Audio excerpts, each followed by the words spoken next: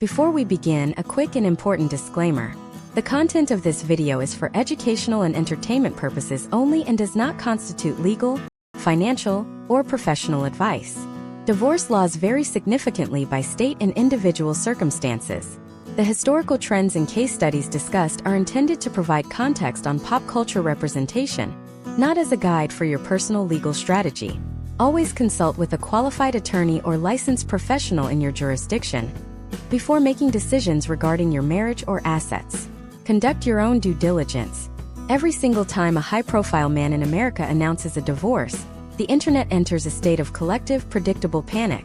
Whether it is a tech titan like Bill Gates or a sports icon like Tom Brady, the headlines follow a rhythmic, almost ritualistic pattern of asset valuation, prenup speculation, and the inevitable memification of the sad bachelor. But beneath the tabloid gloss lies a much darker, more complex reality that has been meticulously crafted by 70 years of American media. We have been conditioned to view the American man in divorce through two very specific, very damaging lenses, either as the cold-hearted villain being rightfully stripped of his empire, or the bumbling, helpless victim who lost the house, the dog, and his dignity in a single court hearing. This isn't just about celebrity gossip. This is about a multi-billion-dollar cultural narrative that dictates how you, your neighbors, and your co-workers perceive masculinity, fatherhood, and financial success. We are about to pull back the curtain on why the divorced dad has become the most misunderstood trope in the United States, and how pop culture has been quietly influencing the legal and social outcomes of American men for decades. If you think you know how divorce works because you've seen it in the movies, you are operating on a script that was written to keep you in the dark. Today, we are launching a comprehensive deep dive into the evolution of divorce for men in American pop culture. This masterclass is designed to solve the problem of cultural literacy regarding the dissolution of marriage. By the end of this series, you will understand the historical trends that shifted the domestic power balance, the psychological impact of media representation on modern fatherhood, and the reality of the American legal system versus the Hollywood dramatization. We are moving past the surface-level cliches to examine the socio-economic machinery that turns a personal tragedy into a public spectacle. To understand where we are today, we have to look at the 1950s and 60s, an era where divorce was the ultimate cultural taboo. In early television, the divorced man didn't even exist. He was a ghost, a character mentioned in hushed tones or written out of the script entirely. The nuclear family was the only acceptable unit of American life. When a marriage failed during this period, pop culture framed the man as a failure of the American dream. He wasn't just losing a wife, he was losing his status as a viable citizen. This established a historical trend where a man's worth was tethered strictly to his role as a provider within a stable household. When that household broke, his social value plummeted. We see this reflected in the stark, monochromatic portrayals of the lonely bachelor in mid-century cinema, where a man without a wife was viewed as a suspicious, unmoored figure who had clearly done something wrong to deserve his isolation. Transitioning into the 1970s and 80s, the narrative shifted dramatically with the introduction of no-fault divorce laws. Suddenly, the divorced man became a protagonist, but a deeply flawed one. Consider the case study of the film Kramer vs. Kramer. This wasn't just a movie, it was a cultural reset. For the first time, a mainstream American audience saw a man struggling with the day-to-day realities of single fatherhood, the burnt French toast, the missed school meetings, the emotional labor that had previously been invisible to the masculine lens. Yet, even in this sympathetic portrayal, the underlying message was clear. A man is naturally ill-equipped for the domestic sphere. The cultural promise made to men was that they could have it all, but the cultural reality shown on screen suggested that in a divorce, the man must first be humbled, broken, and then rebuilt into a version of himself that the court deems acceptable. As we moved into the 90s and 2000s, the sad dad trope evolved into the incompetent dad trope. Sitcom after sitcom featured the divorced father as a secondary character living in a sparsely furnished apartment, unable to cook a meal or maintain a schedule, serving as the punchline for his ex-wife's stability. This shift is significant because it reinforced a dangerous legal and social stereotype: the idea that men are visitors in their children's lives rather than primary caregivers. When pop culture repeatedly shows the father picking up his kids in a messy car for a weekend of fast food and movies, it creates a subconscious bias that affects everything from mediation sessions to final custody arrangements. This isn't just entertainment. It is the atmospheric pressure under which real legal decisions are made. The financial aspect of this pop culture narrative is equally potent. The alimony nightmare has been a staple of American comedy and drama for years. We see the trope of the man working 3 jobs just to pay for a house he no longer lives in, a narrative that has created a deep-seated fear in the American male psyche. While historical trends show that the breadwinner model is evolving, the media remains obsessed with the total loss scenario. We see this in the way the media covers high-net-worth divorces. The focus is rarely on the emotional restructuring of a family, but rather on the hit the man's net worth takes. This framing commodifies the end of a marriage, suggesting that for a man, divorce is primarily a liquidations event rather than a human one. Take, for example, the way the media handles the concept of the starter wife. This phrase, popularized in the early 2000s, suggests that as a man gains more cultural and financial capital, his original partner becomes a liability to be traded in. This narrative does 2 things. It vilifies the successful man as an opportunist, and it reduces the complexities of long-term partnership to a balance sheet. When we look at potential outcomes for men in the modern era, they are fighting against this transactional reputation. The media loves the story of the midlife crisis divorce because it fits a tidy, recognizable pattern, even if the data suggests that the reasons for marital dissolution are far more nuanced and often initiated by different factors entirely. Furthermore, we must examine the bachelor pad mythology. Pop culture often presents the post-divorce life of a man as a return to a state of arrested development. He buys the sports car, he dates younger women, he joins the gym. This is presented as freedom, but it is actually a form of cultural exile. By framing the divorced man's happiness as purely superficial and consumer-driven, the media denies him the space to grieve, to reflect, or to grow. It suggests that the only way to win a divorce is to outconsume the trauma. This has led to a modern phenomenon where men feel a social pressure to appear unbothered or thriving on social media, creating a disconnect between their public persona and their internal reality. We also see a significant divide in how divorce is portrayed across different socioeconomic classes in American media. The blue-collar divorce is often portrayed as a gritty, hopeless spiral into substance abuse or poverty, while the white-collar divorce is a clean, surgical removal of assets handled by men in expensive suits. Both of these portrayals are extremes that fail to capture the middle ground reality where most American men reside. The middle ground man is the one who is navigating the school run, the mortgage split, and the redefinition of his identity in a culture that doesn't have a script for him. He is the one who finds himself represented nowhere on screen, caught between the villain and the victim. In this part 1, we have established the foundational tropes that govern the American perception of divorce for men. We have seen how the historical silence of the 50s morphed into the domestic struggle of the 70s, the incompetence of the 90s, and the hyper-financialized spectacle of the modern day. Each of these eras added a layer of complexity to the divorced male archetype, creating a cultural weight that every man carries into the courtroom or the therapist's office. This is not just a study of movies and TV shows. It is a study of the mirrors we hold up to ourselves. When the mirror is distorted, our perception of what is possible, fair, and healthy becomes distorted as well. We are going to break that mirror and look at the raw data, the legal realities, and the path toward a new definition of post-divorce masculinity that isn't dictated by a writer's room in Hollywood. This is the beginning of the end for the cliches. This is where we start building a clearer, more honest understanding of the American man's journey through the end of a marriage. To truly grasp why the American man feels like he is walking into a trap when he enters a divorce attorney's office in 2026, we have to examine the architecture of the legal system, as it has been reflected and refracted through pop culture. For decades, the media has hammered home the idea that the courtroom is a battlefield where masculine identity goes to die. But what if the battle is actually being fought in the minds of the jury, the judges, and the public long before the first motion is filed? In this part of our masterclass, we are dissecting the myth of the predatory alimony and the historical trends of asset division that have shaped the American male's fear of the law. Imagine if a modern professional in Austin, Texas, whom we will call Mark, finds himself facing a dissolution of marriage. Mark has spent 15 years building a career in renewable energy. He has been told by every movie he has ever seen that his wife's attorney will walk into the room and effectively take his retirement, his house, and half of his future earnings until the day he dies. This is the trope of the alimony predator, a character archetype perfected in 1990s legal thrillers and early 2000s dramedies. However, when we look at actual case studies from the last 5 years, the reality is shifting in ways pop culture refuses to acknowledge. The transition from permanent alimony to rehabilitative or durational alimony is a massive legal trend in the United States. Yet the media still clings to the 1950s model of the lifelong paycheck. By keeping men like Mark terrified of a lifelong financial sentence, pop culture creates a high-stress environment that often leads to poor decision-making and aggressive, counterproductive legal stances. We must look at the specific example of how the 1989 film The War of the Roses set the tone for an entire generation.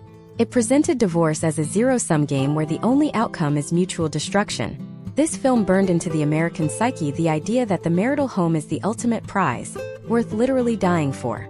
In 2026, we see this play out in the way media covers high-stakes real estate splits. When a celebrity couple divides a $100 million portfolio, the headlines focus on who kept the mansion in Malibu and who was relegated to the penthouse in New York. This framing teaches American men that their home is their castle, and losing it in a settlement is a form of symbolic castration. This historical trend of equating property with manhood is why so many men fight tooth and nail for a house they can no longer afford to maintain on a single income, simply because they have been culturally conditioned to believe that moving into an apartment is a sign of total defeat. Let's dive deeper into the concept of the breadwinner's burden. For most of the 20th century, the American man's primary value was his utility as a financial engine. Pop culture reinforced this by showing men who were entirely disconnected from the emotional life of the home, but were heroes because they provided a suburban lifestyle. When divorce hits, the culture suddenly expects that same man to pivot into a secondary role as a silent funder. We see this in case studies of mid-level executives who are shocked to find that their years of 60-hour work weeks are used as evidence that they are an absent father, while simultaneously being used to justify high child support payments. It is a psychological pincer move. On one hand, the culture tells you to work to provide. On the other, it punishes you for that very work during the custody phase. This is the Kramer versus Kramer paradox updated for the digital age, where the man is expected to be a high earner and a stay-at-home parent at the same time, or face the social consequences of being labeled a deadbeat. Now, consider a scenario where a man in 2026, let's call him David, is an active, involved father. He does the school runs, he knows the names of the pediatricians, and he is the one who handles the bedtime routines. Despite this, when David looks at the media around him, he sees the doofus dad trope, the father who doesn't know how to use the washing machine or what his child's allergies are. This pop culture archetype is not just an annoying joke, it has real-world implications in the legal system. Historical trends show that even in 2026, there is a lingering maternal preference in many jurisdictions, often reinforced by the subconscious biases of judges who grew up watching these same television shows. When David enters a courtroom, he isn't just David. He is fighting against 30 years of television history that says men are fundamentally incompetent at nurturing. We also have to discuss the role of the private investigator in American pop culture. From film noir to modern prestige dramas like The Affair, the idea of the man being watched, tracked, and caught in a moment of weakness is a recurring theme. This has created a culture of paranoia for men going through the process. In the age of 2026, where every digital footprint is a potential exhibit, the pop culture narrative of the caught man has evolved. It's no longer about a grainy photo of a man entering a hotel, it's about the metadata of his life. Media portrayals of the digital divorce have taught men that their entire existence is a liability.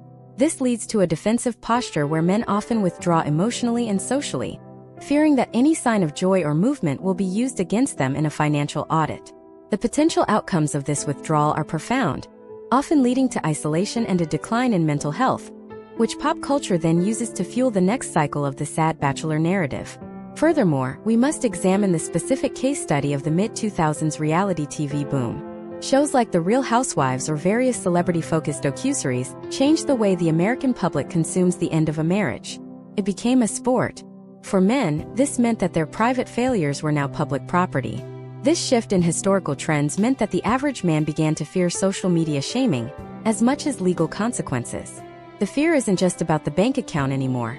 It's about the LinkedIn profile, the family group chat, and the community reputation. Pop culture has weaponized the social circle, teaching men that in a divorce, your friends are just witnesses you haven't lost yet. Think about the way we talk about prenuptial agreements in the United States. In films, a prenup is presented as a cold, calculating move made by a man who doesn't truly love his partner. It is framed as the ultimate romance killer.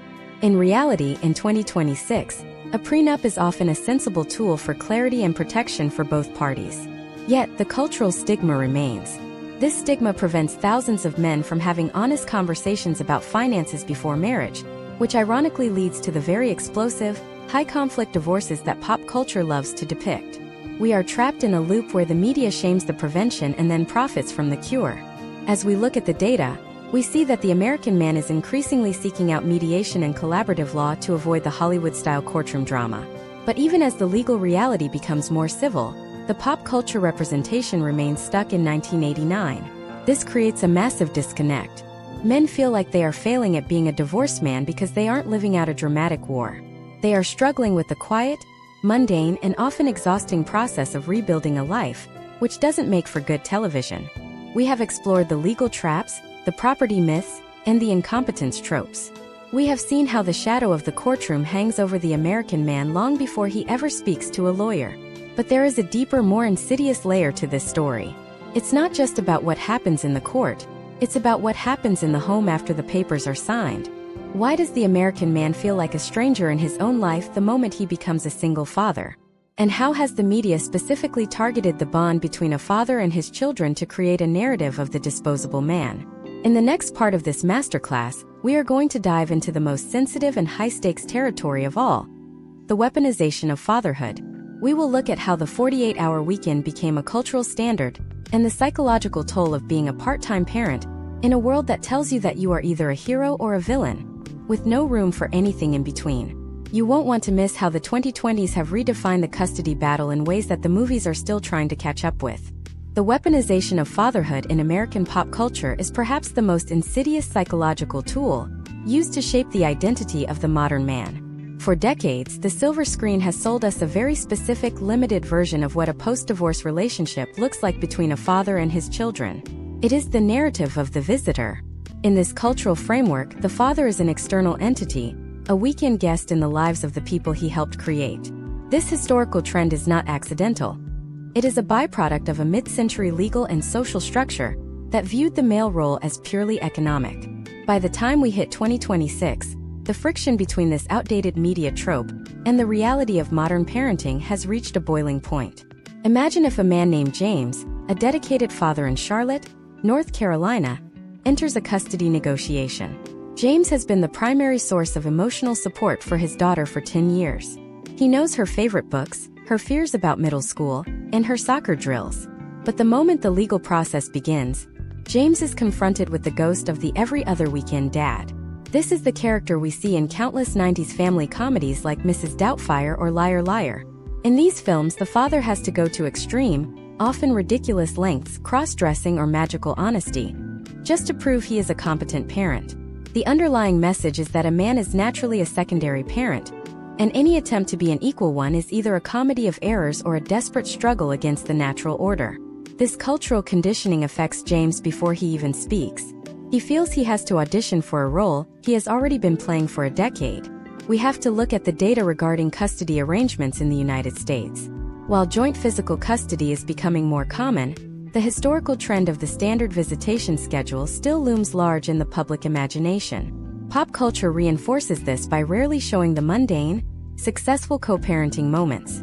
We don't see the Tuesday night homework sessions or the Thursday morning doctor appointments on television. Instead, we see the high-conflict exchanges in a grocery store parking lot.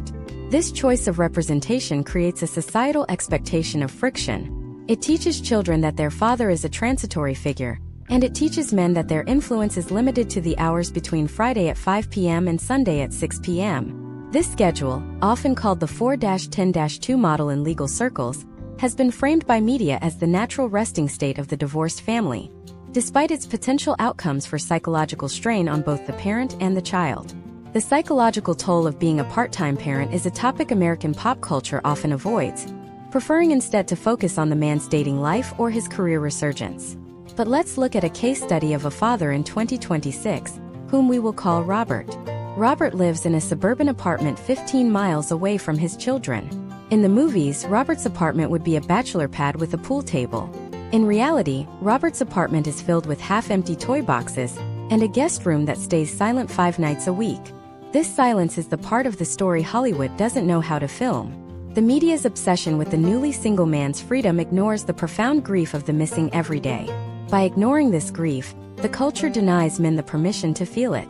This leads to a historical trend of men overcompensating during their limited time, becoming the fun dad or the Disneyland dad. This is another trap. When a man spends his limited time trying to buy his children's affection with experiences and gifts, he inadvertently confirms the trope that he is not a real parent, but an entertainer. Now, consider the rise of the surveillance state in modern custody battles. In 2026, every text message, every social media post, and every Ring doorbell recording can be a weapon. Pop culture has begun to reflect this in gritty prestige dramas, showing fathers who are constantly under the microscope. This has created a generation of men who parent out of fear rather than love. They are so afraid of a potential outcome where a single mistake leads to a loss of time that they become rigid and distant. The media portrays this as the father being cold or unentered, when in fact, he is hypervigilant. He is playing a game where the rules are written by a culture that expects him to fail. We must also address the trope of the malicious mother versus the passive father. For a long time, pop culture depicted the mother as the gatekeeper of the children, often using them as pawns to extract more money or emotional revenge. While case studies show that high-conflict individuals exist in all genders, the media's over-reliance on this trope does a massive disservice to men. It suggests that a man's relationship with his children is entirely dependent on the goodwill of his ex-spouse. This narrative of powerlessness is deeply damaging. It encourages men to be combative from the start, entering mediation with the defensive shield that often creates the very conflict they were trying to avoid. The 2026 reality is that many men are finding ways to build direct, unbreakable bonds with their children that exist outside the shadow of the divorce. But you won't find that story on the evening news or the latest streaming hit. The concept of parental alienation is another area where pop culture and legal reality collide. Shows often use the idea of a child hating a parent as a dramatic plot point, but they rarely explore the slow, agonizing process of emotional erosion that occurs when a man is culturally sidelined. When a man is told by every movie, song, and sitcom that he is the secondary character in his child's life, he might start to believe it. And when he believes it, his children feel it. This is the self-fulfilling prophecy of the disposable male. The historical trend of the last 70 years has been to move the father further and further to the periphery of the domestic circle, until he is eventually pushed out entirely. What about the step-parent dynamic? In American pop culture, the stepfather is often presented as the replacement. Think of the tension in films like Daddy's Home. The biological father is seen as the cool, reckless intruder, while the stepfather is the stable, boring provider. This binary choice, reckless hero or boring provider, leaves no room for the biological father to be a stable, present force who simply lives in a different house. In 2026, the blended family is the new American norm, yet the media still treats it as a source of slapstick comedy or intense melodrama. For a man like James or Robert, seeing their role reduced to a competition with a replacement is a source of immense anxiety. It reinforces the idea that their biological and emotional tie is fragile and easily severed by a court order or a new marriage. The depth of this issue goes even further when we look at the financialization of custody. In many states, the amount of time a father spends with his children is directly tied to the amount of child support he pays. This creates a horrific scenario where a man's desire to see his children is framed as a financial strategy to save money.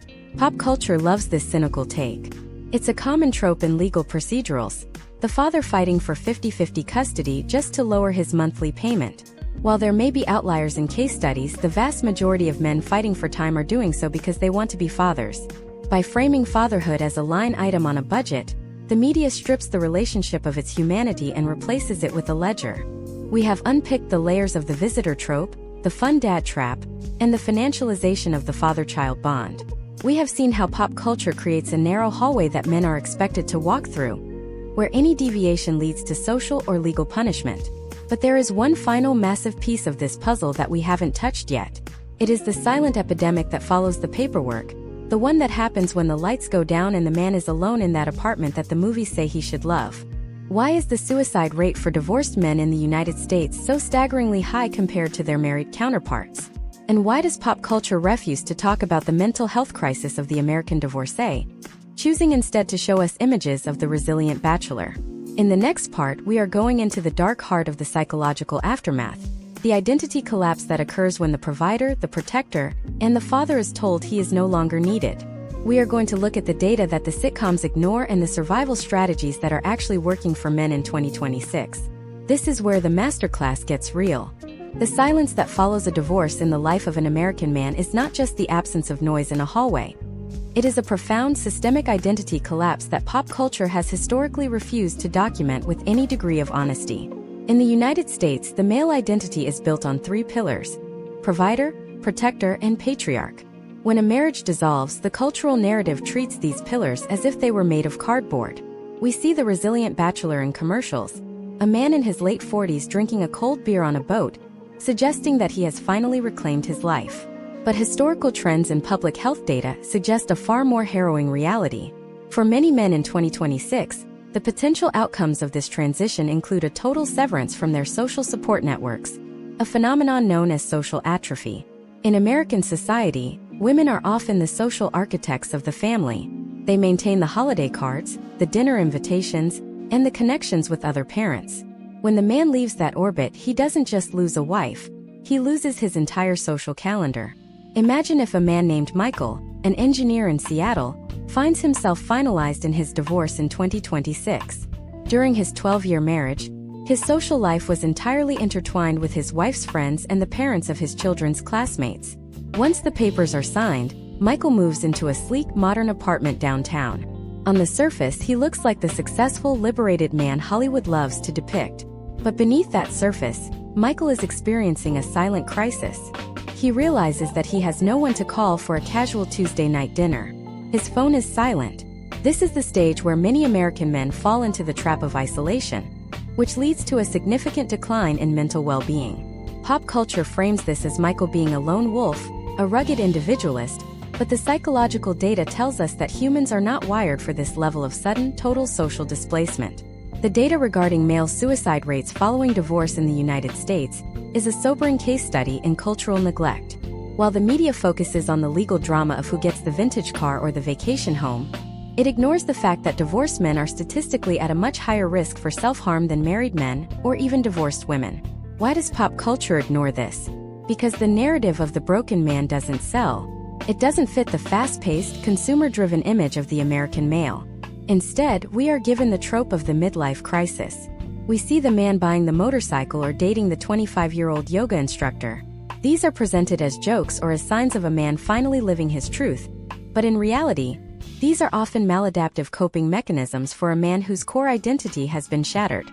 He is trying to buy a new identity because the old one, the one that actually gave him purpose, has been stripped away.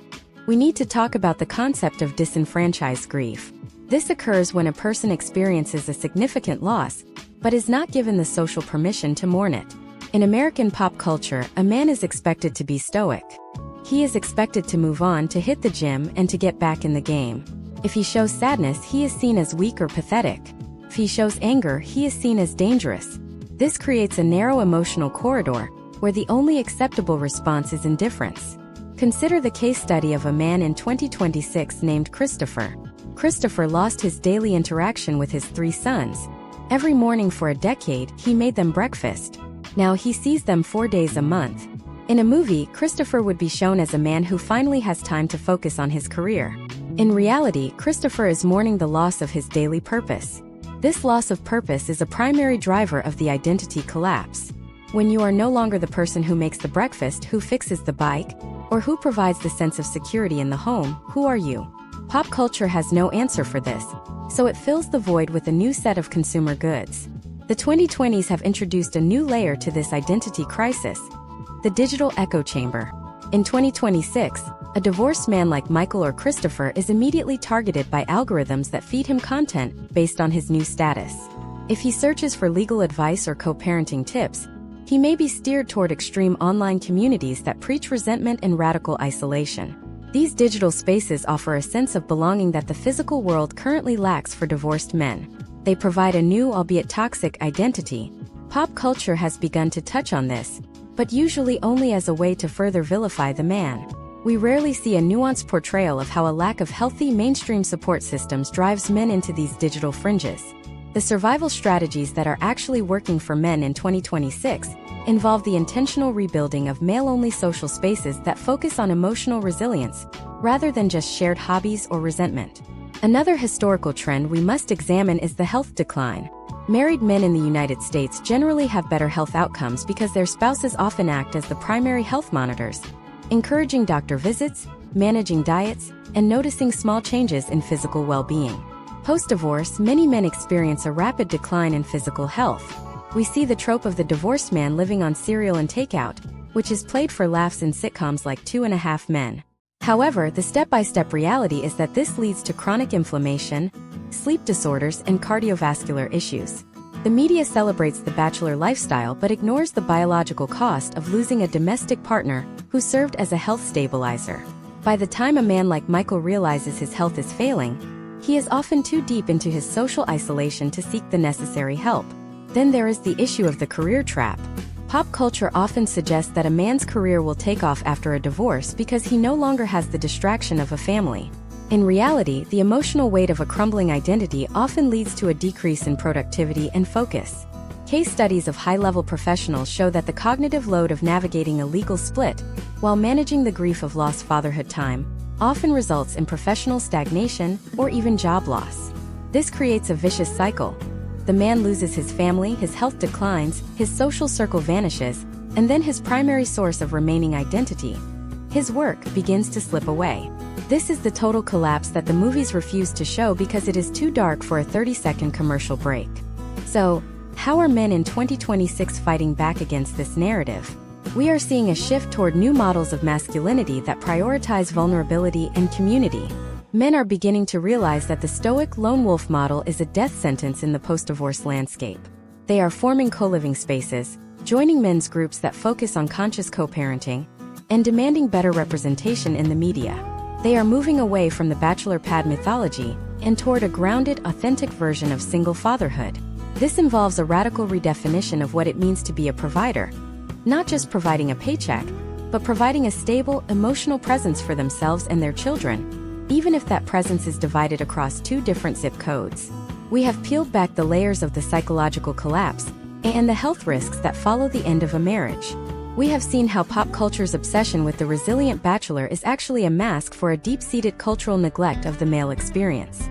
But even as men begin to find their footing in this new world, they face one final massive hurdle. It is the gatekeeper of their future, the one force that can either validate their new identity or crush it forever. It isn't the judge, and it isn't the ex-spouse. It is the way the world looks at a man who is starting over at 40 or 50. In the next part, we are going to look at the terrifying and bizarre world of modern dating for the divorced man. We will explore the rise of the app economy, the reality of age gap dynamics in the 2020s, and why the movies have lied to you about how easy it is to find love 2.0. We are going to dive into the data of why the first post-divorce relationship almost always fails, and how you can avoid the rebound trap that has claimed so many American men. Prepare yourself, because the dating scene in 2026 is nothing like what you remember from your 20s. The silence that follows a divorce in the life of an American man is not just the absence of noise in a hallway. It is a profound systemic identity collapse that pop culture has historically refused to document with any degree of honesty. In the United States, the male identity is built on 3 pillars: provider, protector, and patriarch. When a marriage dissolves, the cultural narrative treats these pillars as if they were made of cardboard. We see the resilient bachelor in commercials, a man in his late 40s drinking a cold beer on a boat, suggesting that he has finally reclaimed his life. But historical trends and public health data suggest a far more harrowing reality. For many men in 2026, the potential outcomes of this transition include a total severance from their social support networks, a phenomenon known as social atrophy. In American society, women are often the social architects of the family. They maintain the holiday cards, the dinner invitations, and the connections with other parents. When the man leaves that orbit, he doesn't just lose a wife, he loses his entire social calendar. Imagine if a man named Michael, an engineer in Seattle, finds himself finalized in his divorce in 2026. During his 12-year marriage, his social life was entirely intertwined with his wife's friends and the parents of his children's classmates. Once the papers are signed, Michael moves into a sleek, modern apartment downtown. On the surface, he looks like the successful, liberated man Hollywood loves to depict. But beneath that surface, Michael is experiencing a silent crisis. He realizes that he has no one to call for a casual Tuesday night dinner. His phone is silent. This is the stage where many American men fall into the trap of isolation, which leads to a significant decline in mental well-being.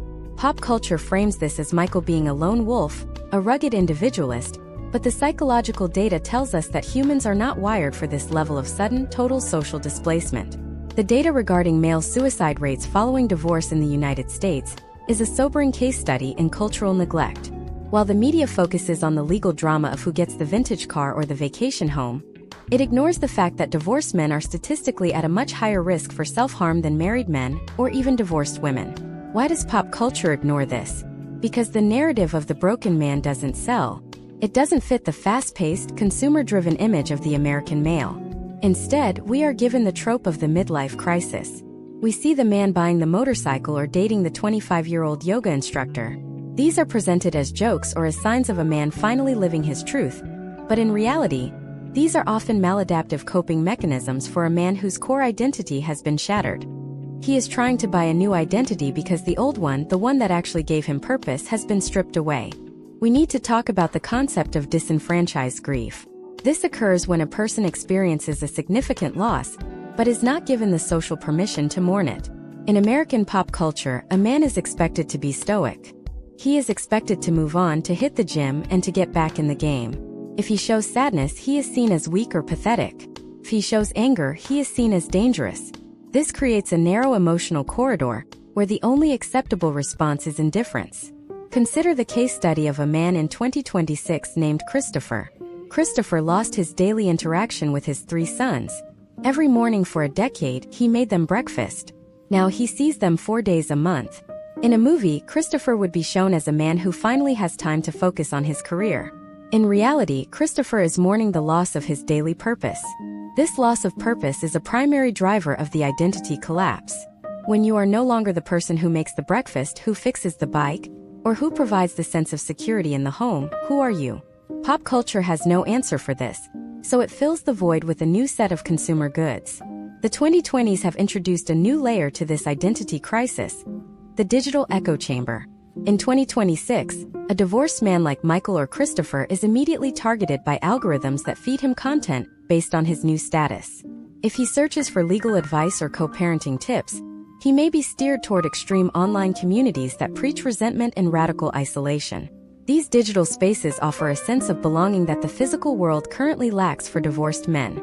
They provide a new, albeit toxic, identity. Pop culture has begun to touch on this, but usually only as a way to further vilify the man. We rarely see a nuanced portrayal of how a lack of healthy mainstream support systems drives men into these digital fringes. The survival strategies that are actually working for men in 2026 involve the intentional rebuilding of male-only social spaces that focus on emotional resilience, rather than just shared hobbies or resentment. Another historical trend we must examine is the health decline. Married men in the United States generally have better health outcomes because their spouses often act as the primary health monitors, encouraging doctor visits, managing diets, and noticing small changes in physical well-being. Post-divorce, many men experience a rapid decline in physical health. We see the trope of the divorced man living on cereal and takeout, which is played for laughs in sitcoms like 2.5 Men. However, the step-by-step reality is that this leads to chronic inflammation, sleep disorders, and cardiovascular issues. The media celebrates the bachelor lifestyle but ignores the biological cost of losing a domestic partner who served as a health stabilizer. By the time a man like Michael realizes his health is failing, he is often too deep into his social isolation to seek the necessary help. Then there is the issue of the career trap. Pop culture often suggests that a man's career will take off after a divorce because he no longer has the distraction of a family. In reality, the emotional weight of a crumbling identity often leads to a decrease in productivity and focus. Case studies of high-level professionals show that the cognitive load of navigating a legal split, while managing the grief of lost fatherhood time, often results in professional stagnation or even job loss. This creates a vicious cycle. The man loses his family, his health declines, his social circle vanishes, and then his primary source of remaining identity, his work, begins to slip away. This is the total collapse that the movies refuse to show because it is too dark for a 30-second commercial break. So, how are men in 2026 fighting back against this narrative? We are seeing a shift toward new models of masculinity that prioritize vulnerability and community. Men are beginning to realize that the stoic lone wolf model is a death sentence in the post-divorce landscape. They are forming co-living spaces, joining men's groups that focus on conscious co-parenting, and demanding better representation in the media. They are moving away from the bachelor pad mythology and toward a grounded, authentic version of single fatherhood. This involves a radical redefinition of what it means to be a provider, not just providing a paycheck, but providing a stable, emotional presence for themselves and their children, even if that presence is divided across 2 different zip codes. We have peeled back the layers of the psychological collapse and the health risks that follow the end of a marriage. We have seen how pop culture's obsession with the resilient bachelor is actually a mask for a deep-seated cultural neglect of the male experience. But even as men begin to find their footing in this new world, they face one final massive hurdle. It is the gatekeeper of their future, the one force that can either validate their new identity or crush it forever. It isn't the judge and it isn't the ex-spouse. It is the way the world looks at a man who is starting over at 40 or 50. In the next part, we are going to look at the terrifying and bizarre world of modern dating for the divorced man. We will explore the rise of the app economy, the reality of age gap dynamics in the 2020s, and why the movies have lied to you about how easy it is to find love 2.0. We are going to dive into the data of why the first post-divorce relationship almost always fails, and how you can avoid the rebound trap that has claimed so many American men. Prepare yourself because the dating scene in 2026 is nothing like what you remember from your 20s. The shift from a shared household to the digital dating wilderness of 2026 is often described by American men as a form of cultural jet lag. If you were married for a decade or more, the landscape you left behind, one of organic meetings at coffee shops or through mutual friends, has been replaced by a high-frequency, algorithmic marketplace that prioritizes efficiency over intimacy. In American pop culture, this transition is usually depicted as a sleek montage. We see the protagonist swipe right 3 times, put on a leather jacket, and suddenly he is sitting across from a beautiful, emotionally available woman who laughs at all his jokes. But the historical trends of the last few years suggest a much more grueling reality for the average divorcee. The potential outcomes of jumping into this pool too early are often measured in psychological burnout, rather than romantic success. Imagine if a man named Greg, a 46-year-old architect from Chicago, downloads his first dating app in 2026 after 18 years of marriage. Greg is using an interface that has been gamified to keep him engaged as a consumer. In his mind, he is looking for a partner. In the app's code, he is a data point to be retained. This is where the case study of the rebound trap begins. For men like Greg, the initial validation of a match provides a massive dopamine hit that masks the underlying grief of his divorce. Pop culture calls this getting your groove back. Psychological case studies call it a maladaptive attachment. Greg is not looking for a new person. He is looking for an anesthetic. This is why the first major relationship after a divorce has such a high failure rate in the United States. It is built on the shaky foundation of crisis management rather than genuine compatibility. The 2026 dating scene is governed by the app economy, which has fundamentally changed the power dynamics of midlife romance. In the movies, a divorced man is a catch.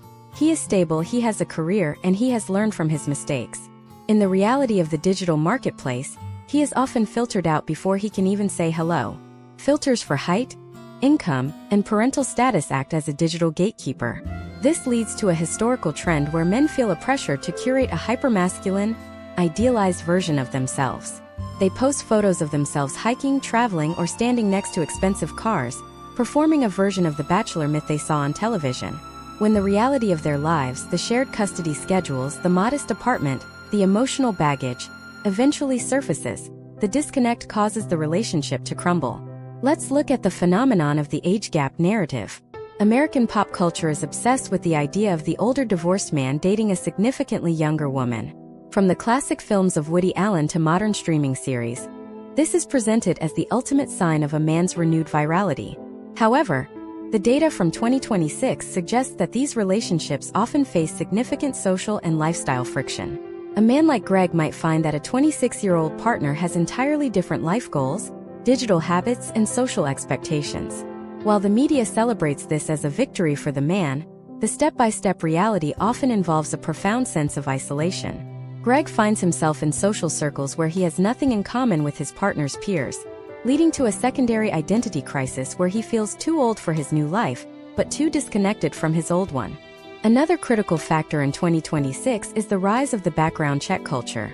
In a world where every man's history is accessible via a quick search, the divorced man is under constant surveillance. Potential partners are not just looking at his profile. They are looking at his public court records, his ex-wife's social media, and his professional standing. This has created a defensive dating environment. Men feel they must preemptively explain their divorce, leading to a first date phenomenon known as the trauma dump. Because pop culture doesn't teach men how to process grief, they often end up treating their dates like therapists. This immediately kills the romantic spark and reinforces the trope of the broken divorced man. The successful survival strategy for men in 2026 involves a period of radical celibacy or intentional singleness, a concept that is almost entirely absent from American media, which views a man without a woman as a problem to be solved. We must also address the ghosting epidemic. In the 2020s, the ease of digital communication has made it possible to disappear without consequence. For a man who just came from a long-term marriage where communication was a daily requirement, the sudden silent exit of a dating partner can be devastating. It triggers the same rejection centers in the brain as the divorce itself. Pop culture treats ghosting as a minor annoyance or a funny plot point in a sitcom, but for a man struggling with an identity collapse, it is a repeated confirmation of his perceived lack of value. This leads to a trend of digital withdrawal, where men give up on the idea of finding love 2.0 entirely, retreating into work or solitary hobbies. Consider the scenario of a man named Anthony in Phoenix. Anthony is 52 and has joint custody of 2 teenagers. When he enters the dating world in 2026, he discovers the concept of the package deal. Every woman he meets also has children, an ex-husband, and a complex schedule. The Hollywood version of this is a heartwarming blended family comedy like Yours, Mine, and Ours. The reality is a logistical nightmare of coordinating 4 different calendars, navigating the jealousy of ex-spouses, and managing the emotional reactions of children who may not want a new person in their lives. The media rarely shows the sheer exhaustion of the midlife dating grind. It doesn't show the Saturday nights spent alone because the schedules didn't align, or the anxiety of introducing a new partner to children who are still mourning their parents' marriage. Furthermore, the financial cost of dating in 2026 cannot be ignored. In a period of high inflation and shifting economic stability, the traditional expectation that the man pays for everything is colliding with the reality of his post-divorce budget. A man who is paying child support and potentially alimony is operating with significantly less disposable income than he had in his 20s. Yet, the pop culture image of the divorced suitor is one of unlimited resources: fine dining, weekend getaways, and expensive gifts. This creates a performance gap. Men often overspend in the early stages of dating to maintain the myth of the successful provider, leading to further financial strain and a sense of inadequacy when they eventually have to scale back. The masterclass of the modern dating scene for men isn't about learning pickup lines or optimizing an app profile. It is about the radical acceptance that the old scripts are dead. The American man in 2026 is being asked to navigate a world that values his utility while often ignoring his humanity. He is caught between the ghost of his past marriage and the digital noise of a potential future. We have seen how the rebound trap, the age gap myth, and the surveillance culture create a minefield for the unsuspecting divorcee. But there is a deeper level of this transformation that we haven't touched on yet. One that moves beyond the dating apps and into the very core of how a man survives the long-term aftermath of a split. What happens when the initial excitement of the dating world wears off, and the man is left with the permanent reality of his new life? How does he handle the long-term financial erosion that pop culture ignores, and more importantly, how does he protect his wealth and his legacy in an era of shifting legal precedents? In the next part, we are going to look at the cold, hard numbers of the long-term financial split.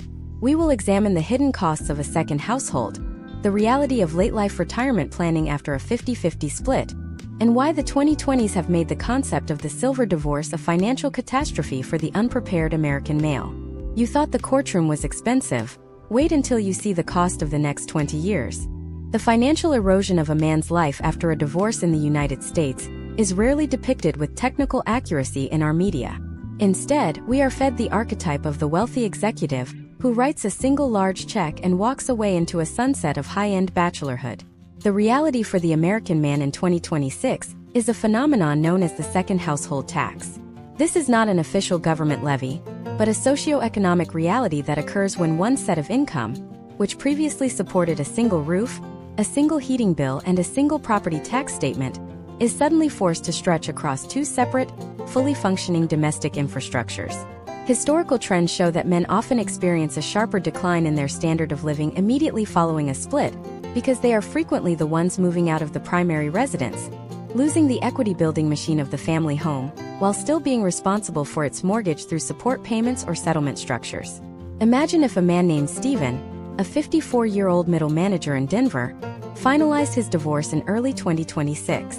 For 25 years, Stephen and his spouse built a life based on the economy of scale. They bought in bulk, shared a family cellular plan, and qualified for lower insurance premiums as a married couple. The moment the decree was signed, Stephen's cost of living surged by an estimated 30 to 40%. He is now paying for a two-bedroom apartment to accommodate his children on weekends, meaning he is essentially paying for square footage that sits empty 70% of the time. This is the structural inefficiency of the post-divorce life that pop culture glosses over. In movies, the man's new apartment is a cool, minimalist space.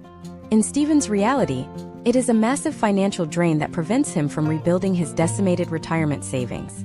The case study of the silver divorce is particularly brutal in 2026.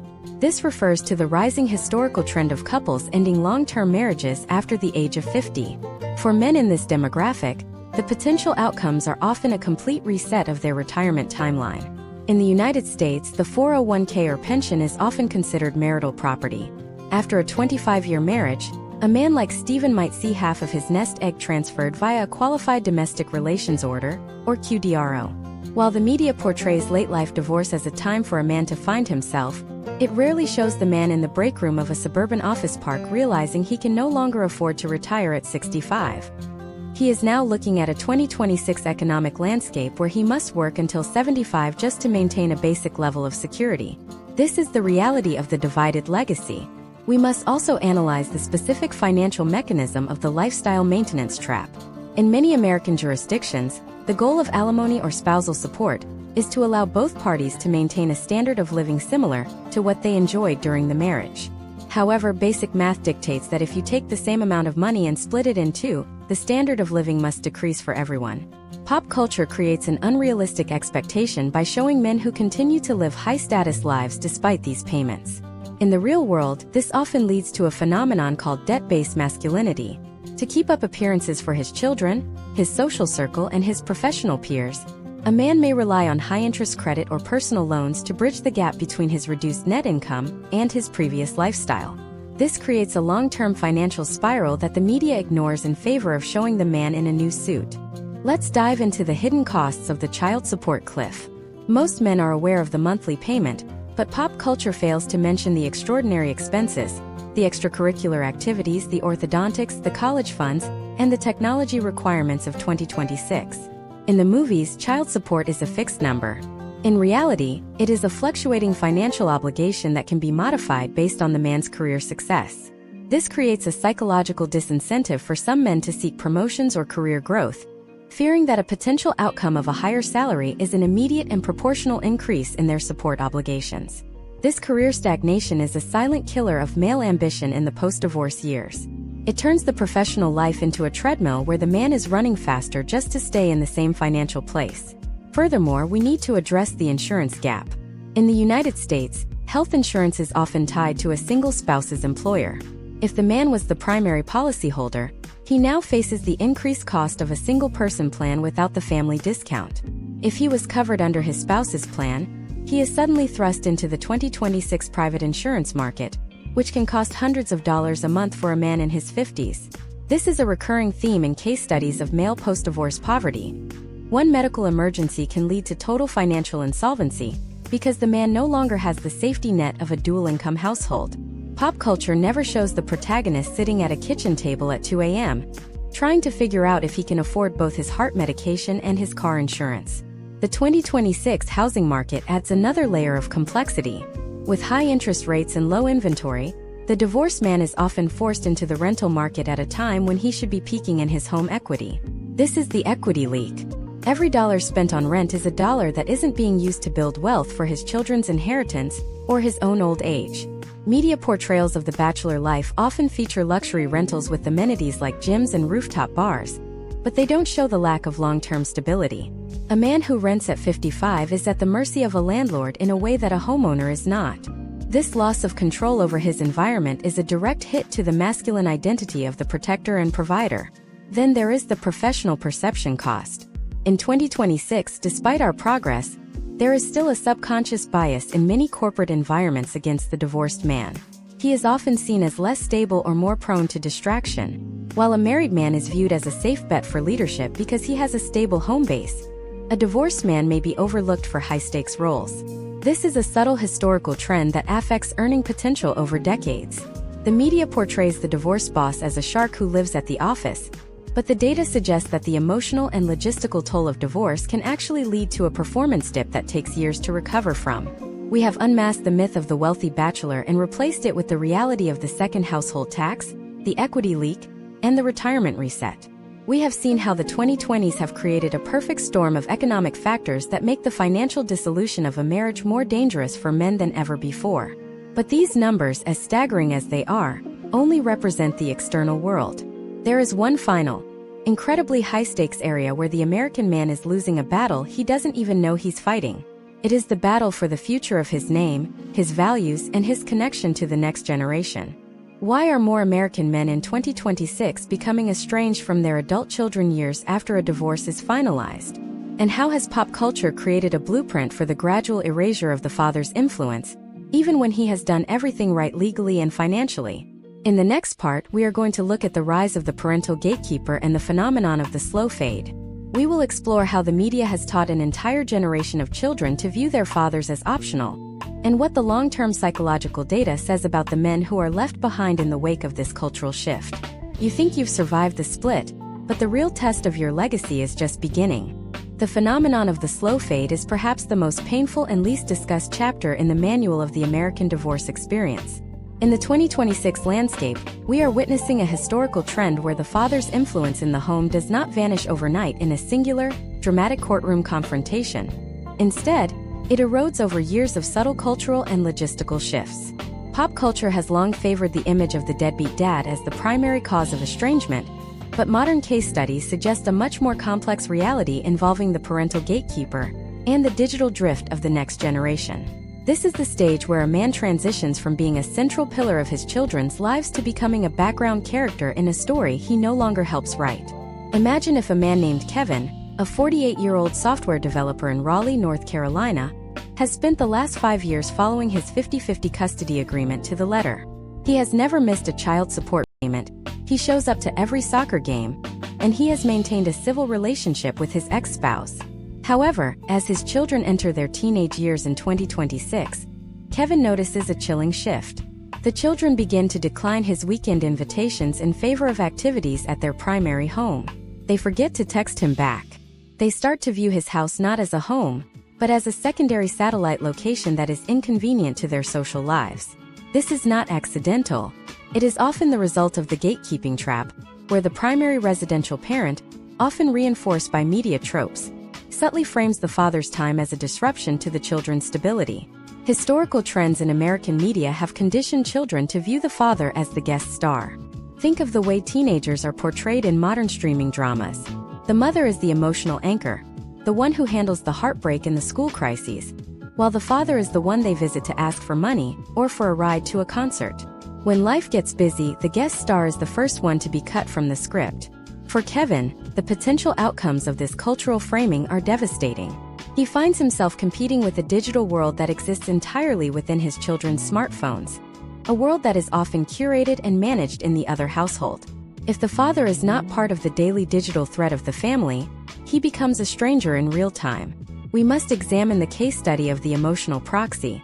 In many American divorces, the children become the emotional proxies for the parents' unresolved conflict. Pop culture often depicts this as the child choosing a side, but in 2026, it is more often about the path of least resistance. If a child senses that their mother is unhappy when they spend time with their father, they may subconsciously begin to limit that time to keep the peace in their primary residence. This is a form of soft alienation that is incredibly difficult to prove in a courtroom. It doesn't involve screaming matches or explicit lies. It involves 1,000 small daily choices that favor one parent over the other. The media celebrates the resilient single mother, but it rarely explores how that narrative can inadvertently cast the father as an unnecessary appendage to the family unit. The 2026 reality of parental gatekeeping is further complicated by the rise of the therapeutic narrative. Today, more than ever, children are encouraged to speak their truth and set boundaries. While this is generally a positive social shift, in the context of a post-divorce family, it can be weaponized. We see cases where a teenager, influenced by pop culture's obsession with toxic masculinity, reinterprets their father's discipline or high expectations as emotional harm. The media provides the vocabulary for this distancing, offering a script where the father is the villain simply for being the parent who provides structure.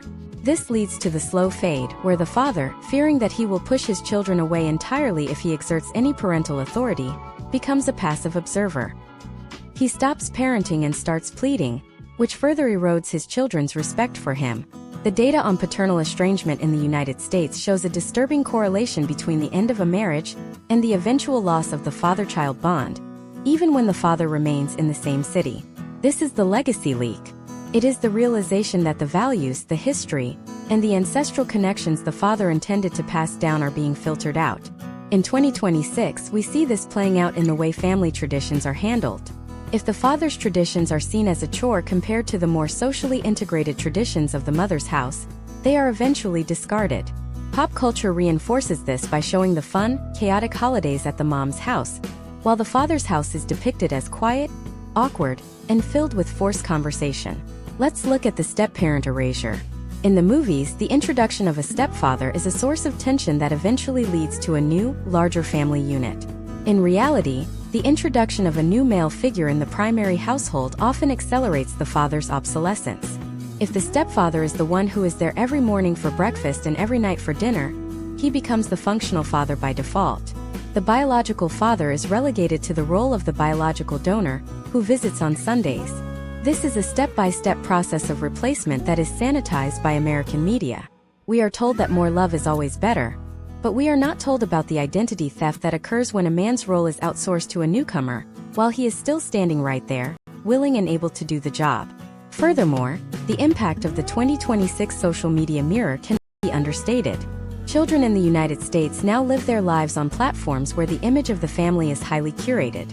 If the father is not part of the aesthetic, he doesn't exist in the social record.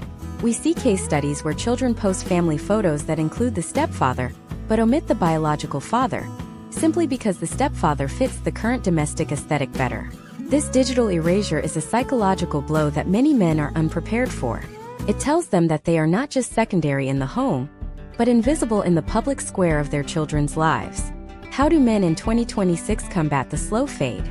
It requires a radical shift in strategy. It involves moving away from the legal battle and into the psychological trenches. It means finding ways to be a presence without being a nuisance. It means mastering the digital communication styles of the next generation and building a life that is so compelling and grounded that the children want to be a part of it, not out of obligation, but out of genuine attraction. This is the hard work of the second half of a man's life. It is about building a legacy from the ground up when the original foundation has been demolished. We have explored the heartbreaking reality of paternal gatekeeping and the cultural mechanisms that drive the slow fade. We have seen how the 2026 landscape has made it easier than ever for a father to be erased from his own children's future. But there is one final, overarching question that we must answer. In a culture that seems designed to break the American man during a divorce, what is the ultimate goal? What is the hidden cost of a society that views its fathers as disposable assets rather than essential humans? In the next part, we are going to look at the broader societal consequences of the divorce industrial complex. We will examine the link between fatherless homes and the current state of American youth, and we will ask the question that the media is afraid to touch. Is the current model of American divorce actually sustainable for the future of the nation? We are going to dive into the sociological data that connects the courtroom to the classroom and the street. This is no longer just about your divorce, it is about the very fabric of the United States. Prepare for a deep dive into the collateral damage that no one wants to talk about. The collateral damage of the American divorce industrial complex extends far beyond the emotional wreckage of two individuals. It is a systemic unraveling that impacts the very foundation of the United States. When we talk about the fabric of a nation, we are talking about the transmission of values, the stability of the economy, and the psychological health of the next generation of citizens. Historical trends over the last 70 years suggest that the way we handle the dissolution of marriage has created a massive, unintended sociological experiment. In 2026, the data from this experiment is pouring in, and it indicates that the marginalization of the father figure is not just a personal tragedy for men, but a structural vulnerability for the country. Pop culture has spent decades laughing at the divorced dad. But as we look at the potential outcomes of this cultural mockery, the joke is starting to feel incredibly hollow. Consider the case study of the educational achievement gap.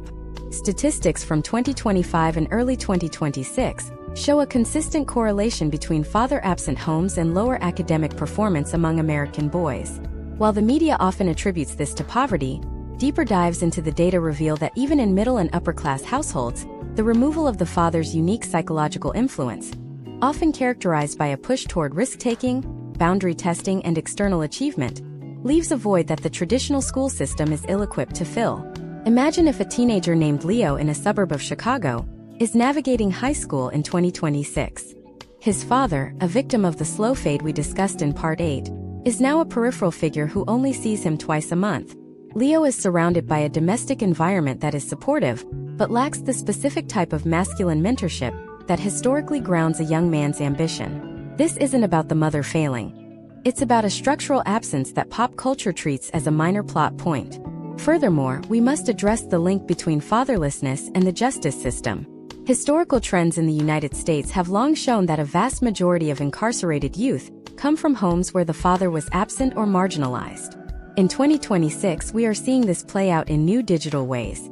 Without a strong paternal presence to guide them through the minefields of the internet, young men are increasingly vulnerable to radicalization in fringe online communities. These communities offer a distorted version of the mentorship they are missing at home. Pop culture depicts these young men as villains or anomalies, but from a sociological perspective, they are the predictable result of a system that has spent half a century telling men they are optional.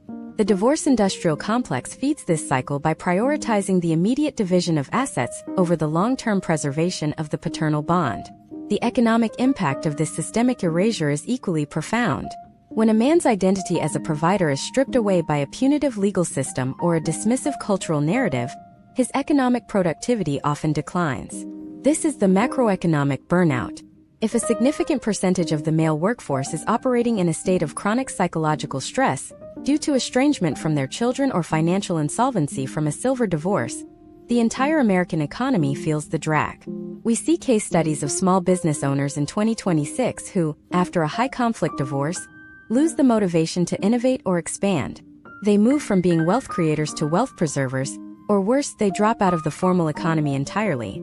This is a massive loss of human capital that is never mentioned in the celebratory movies about the billionaire bachelor. Let's look at the rise of the nanny state as a replacement for the patriarch. As the traditional role of the father as the primary protector and provider is diminished by the divorce industrial complex, the state is forced to step in to provide the social safety nets that were previously managed within the family unit. This leads to increased taxation and a more intrusive bureaucracy, which further complicates the lives of the very men the system is supposed to be helping.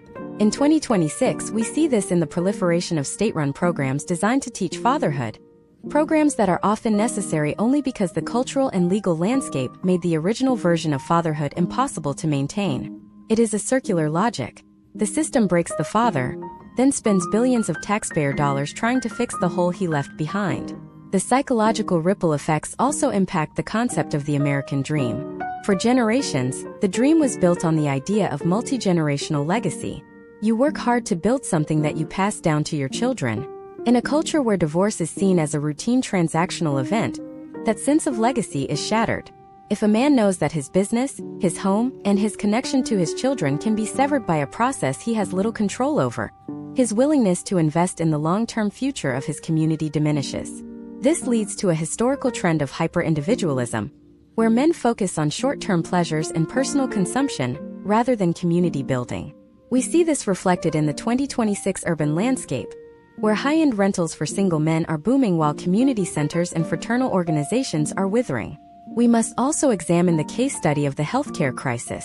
The lack of a stable domestic unit leads to higher rates of chronic illness, as we touched on in Part 4, but on a societal level, this translates to a massive strain on the American healthcare system.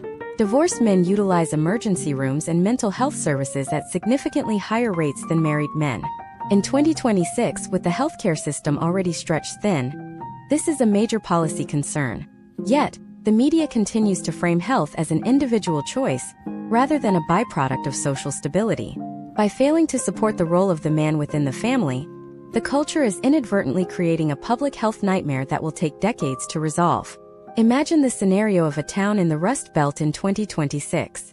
The high divorce rate has led to a fragmented social structure, where children are being raised in a state of constant transition. The local economy is struggling because the men, feeling disenfranchised by the legal system, have lost their drive. This isn't just a local issue. It's a snapshot of a potential outcome for many parts of the United States. Pop culture loves to romanticize the grit of these towns, but it ignores the underlying cause, the systematic destruction of the family unit and the alienation of the father. When the father is gone, the glue that holds these communities together, the volunteer fire departments, the youth sports leagues, the local charities, starts to fail. The masterclass of Part 9 is about understanding that your personal struggle is part of a much larger story. You are not just a man in an apartment. You are a casualty of a cultural shift that has far-reaching consequences for the entire nation. The American divorce industrial complex is a machine that prioritizes the short-term processing of conflict over the long-term stability of society. We have seen how this impacts education, justice, the economy, and healthcare. But even in this dark landscape, there is a glimmer of a new path forward. A way for men to reclaim their roles not just in their families, but in the heart of the American project. We have looked at the damage, the data, and the deep-seated flaws in the current model. We have seen how the courtroom affects the classroom, and how the media's laughter has turned into a societal groan. But the story isn't over. How can a man in 2026 take all of this knowledge and use it to build something unbreakable? How do you move from being a victim of the system to being the architect of a new kind of American life? In our final 10th part, we are going to look at the blueprint for the resilient man. We will explore the emerging strategies of conscious masculinity, the rise of the neo-patriarch, and how you can ensure that your divorce isn't the end of your story, but the beginning of your greatest legacy. We are going to look at the men who are winning in 2026, not in the courtroom, but in the eyes of their children and the strength of their character. This is the final chapter, where we turn the deep dive into a launchpad. Prepare for the conclusion of the masterclass. The transition from being a subject of a legal system to being the architect of a new life requires a fundamental rejection of the pop culture scripts we have dissected over the last 9 parts. In 2026, the American man is finding that his greatest tool for survival is not a more aggressive lawyer or a faster car, but the development of radical resilience. This is the era of the neo-patriarch, a man who understands that while his marriage may have ended, his role as a leader, a mentor, and a foundational pillar of his lineage is just beginning. To achieve this, we must look at the step-by-step process of identity reconstruction that is currently working for men across the United States. Historical trends suggest that those who successfully navigate this transition do so by moving away from the reactive posture of the victim and toward the proactive stance of the creator. Imagine if a man named Marcus, a 50-year-old business owner in Atlanta, finds himself at the end of this journey in 2026. Marcus has endured the asset division, the social isolation, and the terrifying silence of the first year alone. In the old pop culture narrative, Marcus would be a cautionary tale. But in the new masterclass of masculinity, Marcus is a case study in conscious rebuilding. He has stopped looking for a replacement for his old life and has started building a new one based on high-integrity values. He has curated a social circle of other men who prioritize growth over resentment. He has turned his modest apartment into a sanctuary of order and purpose, rather than a storage unit for his past. This is the first step, the mastery of the immediate environment. A man who cannot control his living space cannot hope to control his future. The case study of the intentional father provides a blueprint for reclaiming a legacy. In 2026, men like Marcus are leveraging technology and psychological insights to bypass the gatekeepers we discussed in Part 8. Instead of waiting for permission to be a parent, they are creating undeniable value in their children's lives. They are not the fun dad who takes them to the movies. They are the mentor dad who teaches them how to code, how to manage finances, and how to navigate the complex social landscape of the 2020s. By offering a specific, high-value type of guidance that is often missing in a single-parent household, these men make themselves indispensable, potential outcomes of this strategy include a profound deepening of the father-child bond that is based on respect and utility, rather than just biological proximity. We must also look at the financial reconstruction phase. In the wake of a 50-50 split, the historical trend for men was to work harder and longer. In 2026, the strategy has shifted to working smarter and more leanly. Men are embracing the minimalist movement not out of necessity, but as a strategic choice to reclaim their time. By reducing their overhead and focusing on high-margin skills or investments, they are able to rebuild their net worth more quickly than the traditional models predicted. Marcus, for example, might pivot his business to a more automated model, allowing him to be more present for his children while still securing his financial future. This is the rejection of the breadwinner's burden. The goal is no longer to fund a lifestyle he doesn't enjoy, but to fund a life of freedom and influence. The psychological aspect of this rebuilding is perhaps the most critical. In the 2020s, the stigma around men seeking mental health support is finally beginning to crack. Case studies of resilient men show that those who engage in structured reflection, whether through therapy, men's groups, or philosophy, have much lower rates of the health decline and social atrophy we discussed earlier. They are using ancient wisdom like Stoicism to navigate modern legal and social turbulence. This allows them to remain calm and focused when the old pop culture script would have them reacting with anger or despair. By mastering their internal state, they become unshakable in their external dealings. They understand that a judge's ruling or an ex-spouse's opinion only has the power they choose to give it. Physical health in 2026 is being used as a cornerstone of this new identity. We are seeing a historical trend of men in their 40s and 50s achieving the best physical condition of their lives post-divorce. This isn't about vanity or the bachelor pad myth. It's about the biological link between physical strength and mental resilience. A man who is physically capable and healthy has more energy to invest in his children, his career, and his community. He is rejecting the trope of the schlubby, heart attack-prone divorcee in favor of a high-performance model of aging. This physical transformation serves as a visible marker of his internal evolution, signaling to his children and his peers that he is a man of discipline and self-respect. Let's examine the role of the new community. The 2026 resilient man is a community builder. He recognizes that the social architecture of the nuclear family was fragile, so he builds a more robust network. He joins or creates organizations that focus on local impact, youth sports coaching, neighborhood safety, or professional mentoring. By expanding his circle of influence beyond his immediate family, he creates a safety net for himself and a wider platform for his values. This is how the American man moves from being a ghost in the system to being a leader in society. He understands that his legacy is not just his DNA. It is the positive impact he leaves on the world around him. Furthermore, we must address the concept of the second chance marriage. In 2026, men who have done the work of self-reconstruction are entering new partnerships with a level of clarity that was impossible in their 20s. They are using prenuptial agreements as a tool for transparency and protection for all parties, as we discussed in Part 6. They are choosing partners based on shared values and emotional maturity, rather than superficial traits. These relationships are often more stable because they are built by two individuals who have already proven they can survive on their own. The potential outcomes here are a new model of the American family, one that is blended, resilient, and based on conscious choice rather than social pressure. The masterclass concludes with the realization that the American man is not a victim of pop culture unless he chooses to be. The scripts written by Hollywood and the tropes reinforced by the media are only suggestions. In 2026, you have the data, you have the historical context, and you have the blueprint for a new way of being. The end of a marriage is a massive, painful disruption, but it is also a rare opportunity for a total system reboot. You can choose to be the sad bachelor, the incompetent dad, or the angry litigant. Or you can choose to be the man who took the rubble of a broken dream and used it to build a fortress of character and legacy.